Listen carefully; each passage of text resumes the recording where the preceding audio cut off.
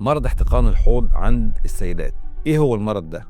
المرض ده هو عبارة عن وألم مزمن ومستمر وواضح بيكون عند السيدات في منطقة الحوض وأسفل الظهر. ايه هي أسبابه؟ نمرة 1، زيادة هرمون الاستروجين، وبالتالي بنشوف المرض دوت في السيدات اللي حملت وولدت أكتر من مرتين، لأن هرمون الاستروجين من أحد الهرمونات اللي بتؤدي إلى ضعف في جدار الأوعية الدموية. كتر الولادة برضه بيؤدي إن لما حجم الرحم بيكبر في الحوض بيضغط على أوردة الحوض، وبالتالي بعد الولادة في جزء كبير من الأوردة ما بيرجعش لطبيعته.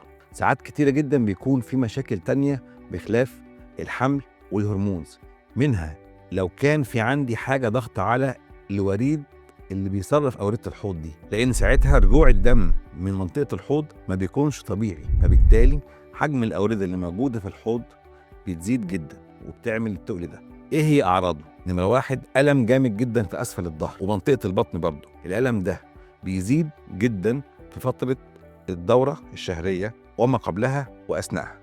كثافة وغزارة في الدورة الشهرية.